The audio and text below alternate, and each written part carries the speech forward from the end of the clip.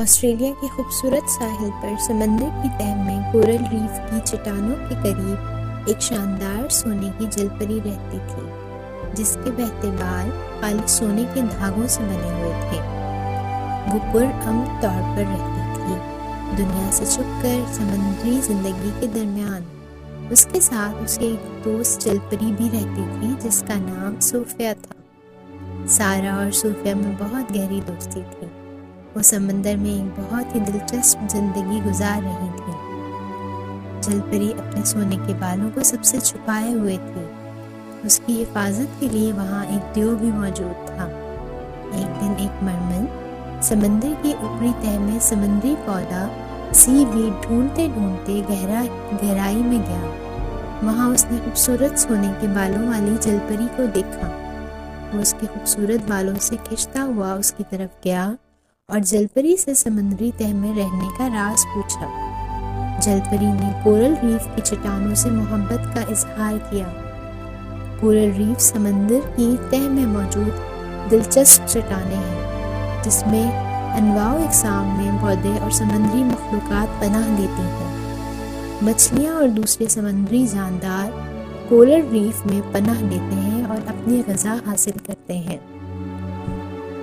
مرمن بہت دلچسپی سے اس کی باتیں سن رہا تھا۔ اس کے سنہرے بالوں نے مرمن کو سوچنے پر مجبور کر دیا۔ آخر کار مرمن نے سمندری مخلوقات، مچھلیوں اور سب سے جل پری کے سونے کے بالوں کا راز پوچھا۔ ایک دوستانہ کلاؤن فش نے جل پری کے چمکتے سنہرے بالوں کا راز مرمن کو بتا دیا۔ مرمن نے جل پری کو اغوا کرنے کا فیصلہ کیا۔ اب وہ روزانہ جل پری سے ملنے آتا۔ آہستہ آہستہ اس نے جل پری سے دوستی کر لی۔ ان کا رشتہ گہرا ہو گیا اور جل پری نے اس پر بھروسہ کرنا شروع کر دیا۔ مرمن نے جل پری کو ایک جزیرے کے سفر کی تجویز پیش کی۔ مرمن نے جل پری کو جزیرے کی سیر کرائی اور بعد میں ایک چھوٹی سی جھونپڑی میں قید کر لیا۔ جل پری مرمن کی بے وفائی اور دھوکے سے بہت مایوس ہوئی۔ اس کی دوست جل پری بھی سمندر میں تلاش کرتی رہی۔ آخر کار ایک دن صوفیہ سارا کو ڈھونڈتے ہوئے جزیرے پر آن پہنچی۔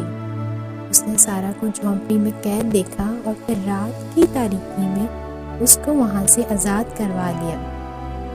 دل میں شکر گزاری کے ساتھ جل پری دھوکے باز مرمن کو پیچھے چھوڑ کر جزیرے سے بہت دور چلی گئی۔